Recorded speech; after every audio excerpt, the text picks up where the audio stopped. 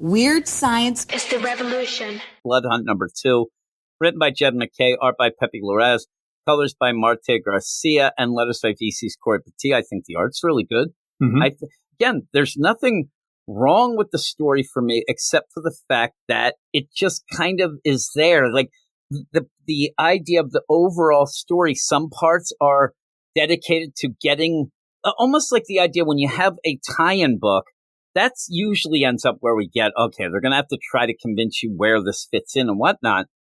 But these are starting to feel like the main book is trying to convince you where those things end up, because we just have random things of, hey, here we are with Blade going against the Avengers. We know that. We ended that crazy in the Red Band trailer.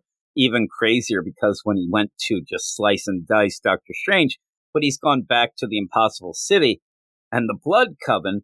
Which again, I mean, do you like this Blood Coven? I was going to say that he set them up as like they were going to be the big bads, but it's just Blade. Blade's the bad guy. These guys are just they're secondary. There to just have extra guys that look cool, I think. But I don't think they look that cool. No, I don't. I still get freaked out by that Bloodstorm one. I don't. Yeah, like and I know we're probably supposed to be freaked out by it, but I get freaked out in the way of like I don't like that. Like, what happens with these things? And I've heard other people. I've seen videos. I've heard. Where what happens is, and what I'll end up doing, Johnny Razorblades, the guy, the bleeding statue. Like these names aren't hitting. Okay, without looking at them, I don't know if you're on the page or not, but can you name more than two of them? I will say that I know Cruel. Okay, you got that. Bloodstorm. I'm lying. I'm on the page. I was just going to go through. I was going to go, Megrim, Smoke Eater, Damascene. And the Unusual, I wouldn't know him. Even then, when you're fighting, because I guess Jed MacKay's thinking, well, Iron Man doesn't quite know who Cruel is, so he's not going to call him by the proper name, but maybe you just do it so we get it, because he's like, man, your razor lines are fine. I'm like, now I want to call him Razor Line. That should be his name, Razor Wire or something. Razor Wire. That's what he says. Your razor. He's just barbed wire or whatever. Okay, I get Razor Wire. That fits with me, not Cruel. And then you also, you're going to get a line. Please tell me that we're not going to get, take care of them. We need some cruel and unusual punishment. You're going to tie them together to get a line. I'm surprised they're not next to each other. I'm surprised that there isn't one called Punishment. Cruel, unusual, and punishment. That's what I'm saying. They're like, get them, cruel and unusual and punishment. Like so ridiculous. So it's like, get him. That's cruel and unusual, Megrim. And again, when I'm sitting there, I'm like, Megrim, like, okay, I saw you had a bunch of legs at one point, but I don't really know what happened. Smoke Eater, all right. Like, again, I keep saying, but maybe you could have set these things up and forgive me if this was in, say, the Dracula tie-in, or if it was in something like the Avengers, if they did. But at one point, you have Bloodstorm 1 talking crap and Dracula talking crap back of, you're a clone of me, and I'm this, and I'm that. And I'm like, where? Where's the Blood Coven origin story? The tie-in to that, the miniseries before this, that we could get to know the characters. How much I don't like the Blood Coven? Maybe I would have liked them if I knew more about them. And I think so too. Yeah. So if you were going to play this, Jed MacKay has enough books that if you really wanted to put a backup in each one, the Blood Coven deal, or we've had these things where a story will go through annuals, or it'll go through have a one shot where it is an anthology where we get an introduction to all these characters. I don't think he has an idea. I just think they look cool in his mind, and that's all there is. And I said this on our indie podcast this week. So many times you get books and characters where it is like, hey, whatever you think is cool. A book called My Mother the Basketball, right? Like that. And I say, okay, I get that, but what is it about? And you're like, My Mother the Basketball. He's a basketball. By the way, I have a theme song that is My Mother the Basketball, but that's beside the point. That's why I just thought of it. But when you get blood, like Smoke Eater. Well, what about Smoke Eater? What's cool? Smoke Eater. Like that's what it seems to begin and end at. Let's make something that sounds neat or looks cool, but never has any substance to it. So when you get these attacks again, and I'm not saying we seem very negative, but in the fighting with the Avengers in this of these characters, it does end up falling a little flat because I don't know them. So I can't say, I said this before, the first issue, I can't say, oh man, it sucks that Thor got a spike through his head because Thor's power set really works well against Smoke Eater. I don't know. No idea. You can't play that game. So in the meantime, you do end up, though, with, a couple of Avengers. They're in big trouble. Thor's bleeding out. You have Scarlet Witch, who at one point we thought did have the Darkhold, but that is now a character that is growing and showing over there in the Strange Academy time. Yeah. Blade's just like, oh, here I am. How does it feel, T'Challa? Now you're a monster. All these things going to then go, boom, with Find Me My Daughter. It's Blade who wants to find his daughter. So we go off, and I'm like, I don't know. I think this kid who looks like a Marvel version of Clown Hunter. Pretty cool. But all it ends up being is to have, Blade's daughter come in. And you said you like the design. Seems pretty cool. But in the meantime, I've read some of the Danny Lore stuff. It's just not that great. But this is okay. I didn't read any of that, so it seems cool to me. This works with it, and you get, a younger character. Some people don't like those kind of legacy or whatever characters, but this is her own character. And so she's, trying to save some people, beheading some guys. And when you get down to the nitty gritty of that, I think it's pretty cool. Mm-hmm. Like, that's what I wish Jed McKay would realize with the things that he's done, like the Ashen Combine and the Twilight Court and the Blood Coven. Sometimes you don't have to go that big to get a big story. Because when you go back to the Daughter of Blade and Dracula hanging out with, that actually is pretty cool. Even though I said to you, and I think maybe some people will get a chuckle, somehow Dracula went and got his outfit at the House of Null. He looks like Null when he showed up. I'm like, that is weird. What's how that much sword he looks called? like The Necro Sword? Yeah, the Necro Sword. It looks like Null is hanging in this whole deal in a play where you did mimic the covering of the earth like you did in that as well. But it's Null.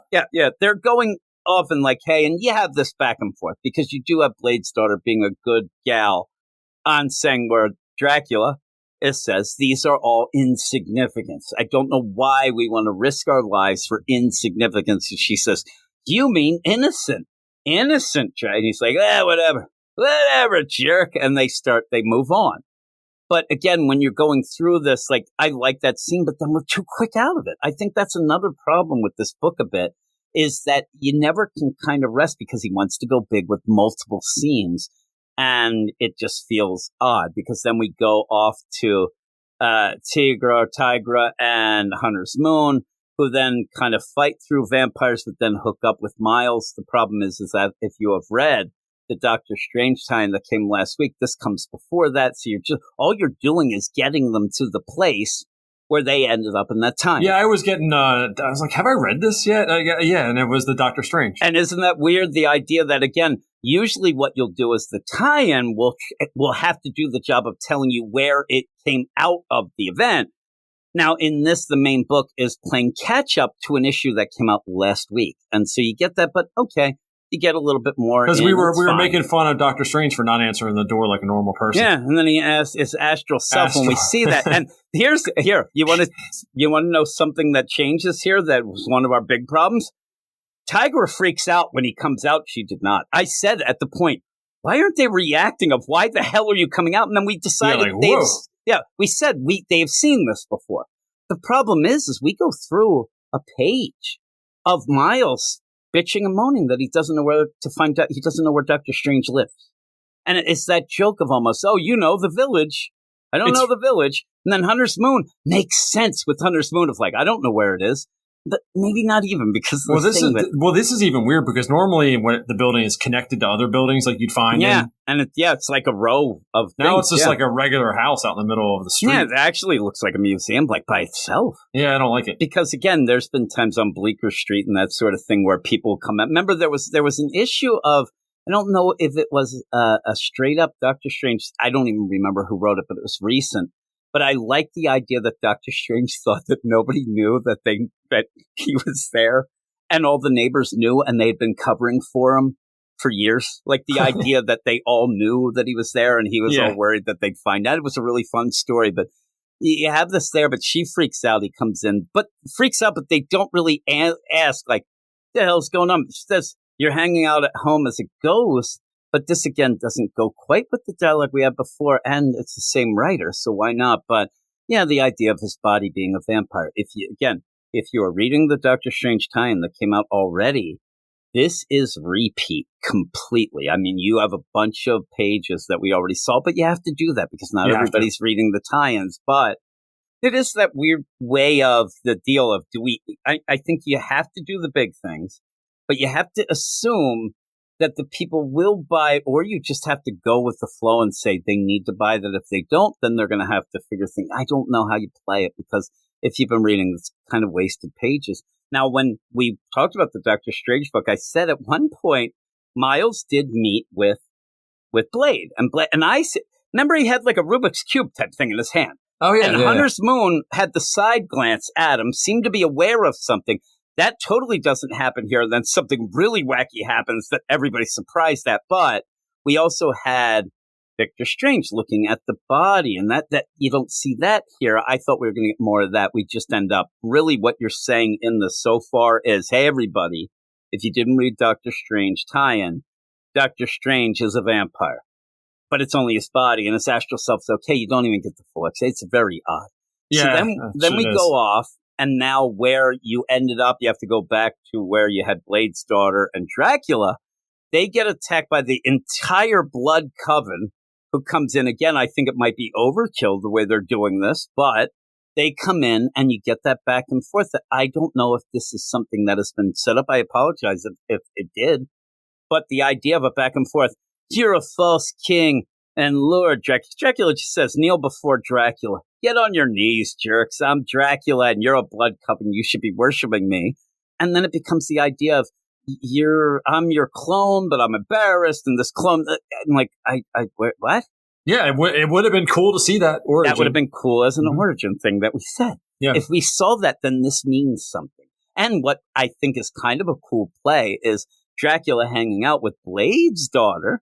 All of a sudden, you got a clone son who looks like a giant alabaster statue that bleeds out its mouth, right? Yeah. Even Dracula would be like, really? I mean, I'm glad you're a clone because if you weren't, your mom would not be a good-looking lady. Like the idea, like, I don't know what's going on. You got to put him down. He's exactly. gross. So he's there, but wouldn't it have been cool to know that and say, oh my God, what's going to happen if they go? But it's just, him saying it, Bloodstorm 1. Dracula hanging out in the Ukraine or Russia or whatever. How he do was you get out of supposed there? to be in Chernobyl and things like that. That ended up changing. And like I said, in the Blade book, you end up Blade drinking his blood, getting his powers, things like that. So, and again, Bloodstorm 1 to me sounds like it'd be like a side movie in freaking the Maverick series or something. Like it sounds like a plane. Sounds like a ship, right? Yeah, some stupid thing. All of a sudden, the president is in trouble. You got to save him. So they end up like Air Force One. That's what I'm saying. Either that or like Get off my plane. Air Force Down or whatever the stupid White House Down. Like it's Bloodstorm 1. So it's talking crap, and this is this is trash talk 101. I'm going to tell you, nobody does trash talk like Carol Danvers and the Avengers.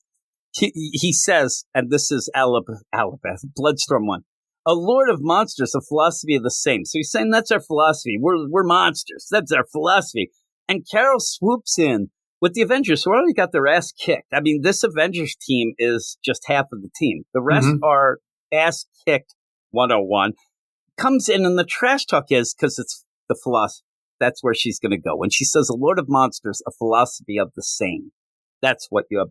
If it's me and I'm trash talking, I did a lot of trash, I would not center on the philosophy. I would center on the monsters part. That would be like, you think you're monsters? Well, something, whatever. She says philosophy. Here's our philosophy. We have a lot to avenge.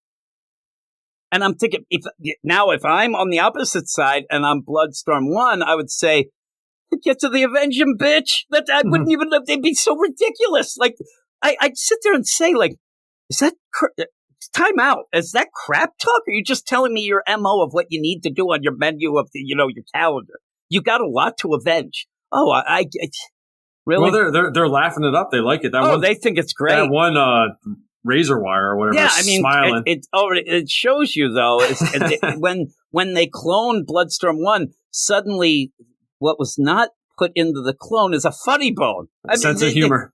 They're laughing because she said, "Here's our." First off, it goes too far.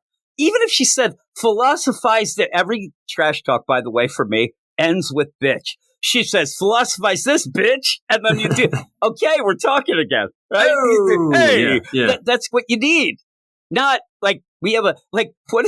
I wish she's like, well, like, you want to do this now? Do you have other? You seem to be busy. What are you doing? And then they just fight, and have like that's such a weird bad line. It's a weirdly awful, stupid trash talk line, and you get where and then of course Bloodstorm 1 now I will know Bloodstorm 1 or Blood C. I've even said it when I'm saying it. Bloodstorm 1, Megrim, incapacitate him while we Megrim.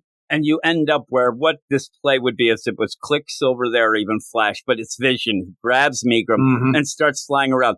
At this point, I don't really know what this means. Like incapacitate him.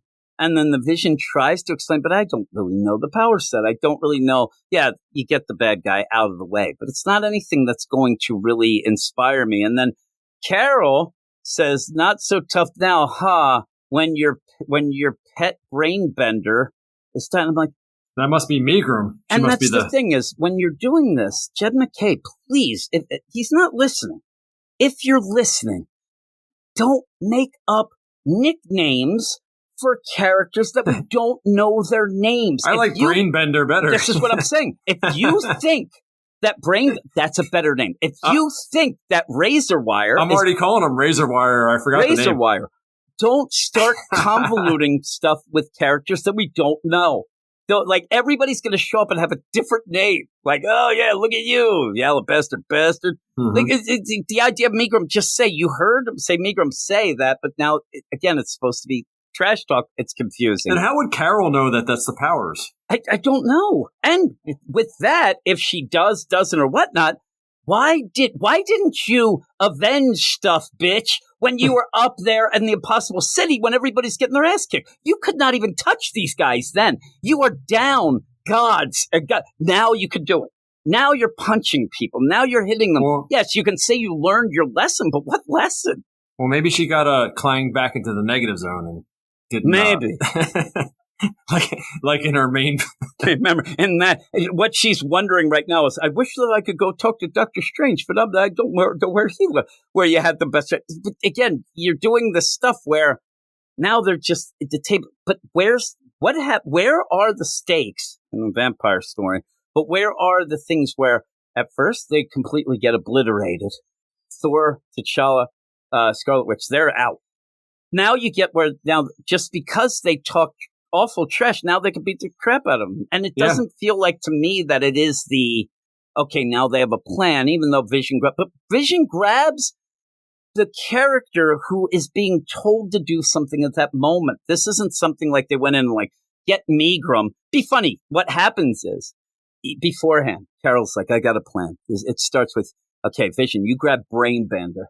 And they get there, and nobody knows who's who. It's like, oh my God, he grabs the Razor Wire, who's not even Razor Wire. It was cool. Oh, I thought I was supposed to grab them. I thought they were Mindbender. Well, isn't Megrim dead now? Because it looks like I don't know. It explodes. Says that they're taking him up above the covering and into the sun. So we're letting her get a 10. He's Supermander. Yeah, threw right into the sun.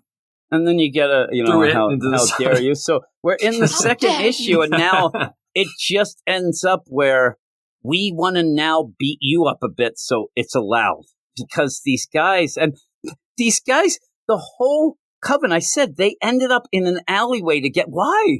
Why are you sending out everybody together just to take care of Dracula? It doesn't even seem to be that powerful at the moment, but they wanted to talk trash. And so you get this, then you get Prism Face, gets it right in the arm shattered. Again, I could not tell you right now, if you put a gun to my face or offered me $1 million, I would not be able to remember the name Damascene as a Prism person, a geode. Take that, geode. Like, what? So that their arm gets destroyed, also really, really weak. The idea that they are pretty much a prism of glass and whatever, and can just get shattered. And it is like, the deal. And also we see, I don't know, bald-headed lady, Smoke Eater. I remember the Smoke Eater seems to get hit by the shield that destroys her little potion. I think they pretty much mess all these guys up. They're pretty Yeah. Dead. Yeah. Because then you end up where you have solar energy. I am filled with the sun creatures. Is that Doctor Strange that comes in as an astral projection? Because I'm looking at his outfit. That's Vision. Oh, it is Vision. So yeah. Vision comes in with solar energy, filled with sound. Like that's all you. That solves everything. Vision better keep going up out of that cocoon. He better charge up and come down in solar energy, solar energy, solar energy. Yeah, that's it. That's all that kills him. That sun. seems to give him a headache. Carol then tosses a robot gets a Bloodstorm headache. 1 in the sun. Here, you want to see a funny the hilarious progression. The fight starts. Smoke Eater starts getting a potion together. Oh my god, I'm gonna get that's all. I'm gonna smoke eat the shit out of this, right? Potion. That gets hit with the shield. Yep. Oh no! And then starts making another one. I mean, it legitimately seems to, and then gets Bloodstorm 1 to and spills that one too. There's a second potion or the same one that keeps getting spilled. Oh no! And then you end up where you have Carol say, "We're better than you. We're the Avengers," and kind of punches a hole through this cocoon. You can, just a hint, you can do this while you're not fighting too. Just that's all you should be doing. You could have the Vision going up and gathering solar energy and broadcasting it below. Wow, Carol. And I'm sure we can come up with a lot of other characters that could do just this, doing that throughout the whole world. Case close, end. But we still have 48 more issues of this, so obviously they're not going to do it. But they could. You don't just pump a hole where you are there, and even then it's to shine light on the Avengers, which also, just saying, is shining down on Dracula. Oh yeah, why is Dracula not going? I guess he's maybe depowered, because he lost his deal, but you're not spelling that out. He should be burning up in fire right it'd now. Be funny. He's like, "This is badass, but it's hot as hell. I'm burning up here." But he's like, take that. So now they're going to talk more trash, and that means no matter how dark the night, we make sure that the sun will always rise again.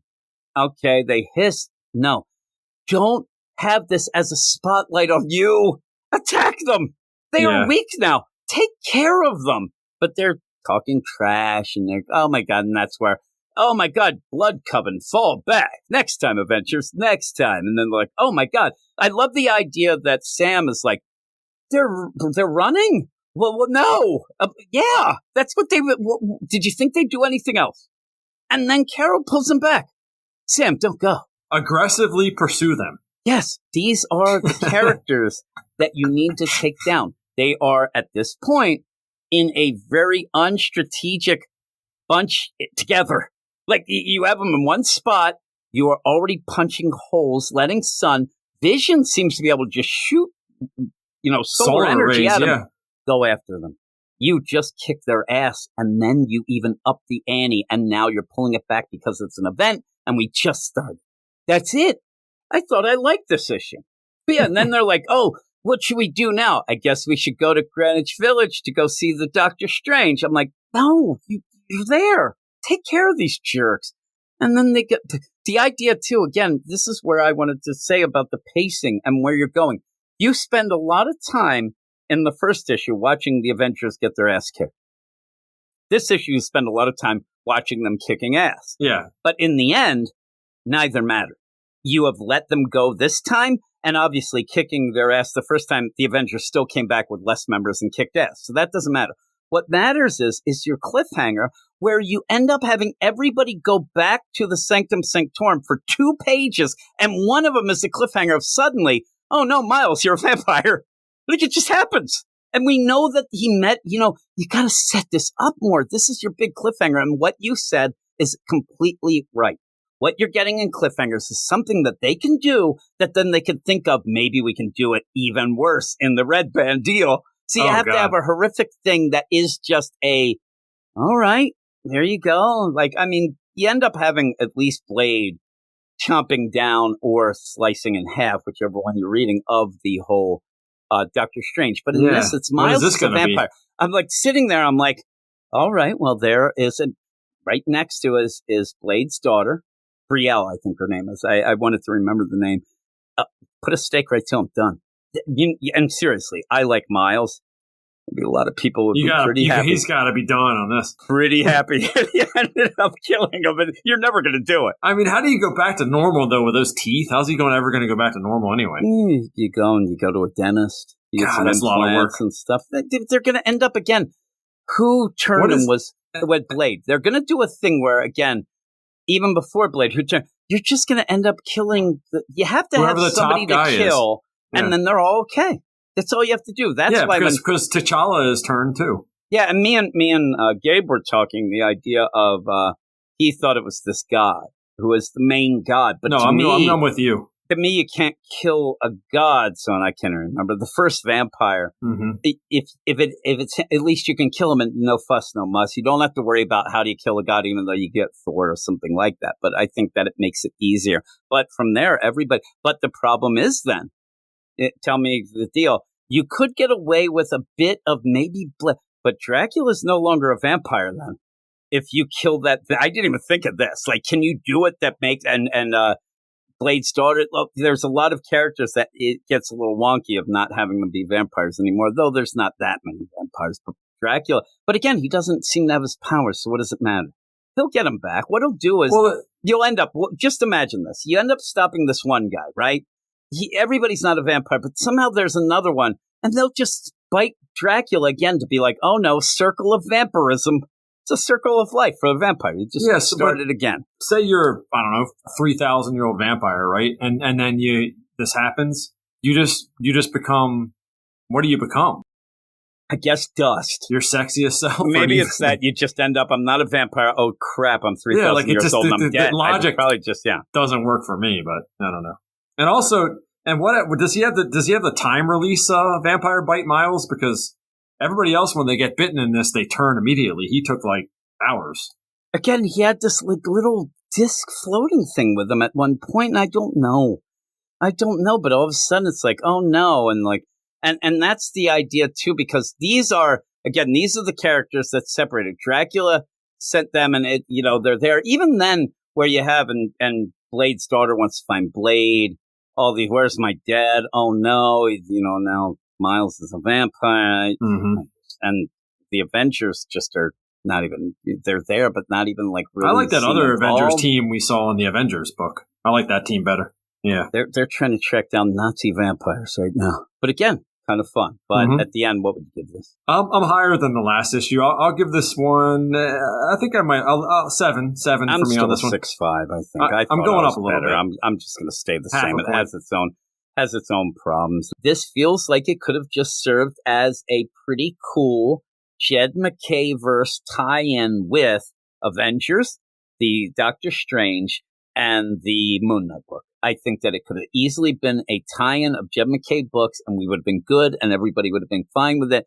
Make it a 60-issue event. I think that was more of the bean counters, that they need an event in the summer to up the sales, have these issues come out, and it got way bigger than maybe even Jed McKay would have said that it should have been, because it doesn't feel, it just feels like a Jed McKay book deal. When you get the main characters talking or doing things, 99% of the Jed McKay things, and it doesn't feel as big. I can't explain it. Weird science is the revolution.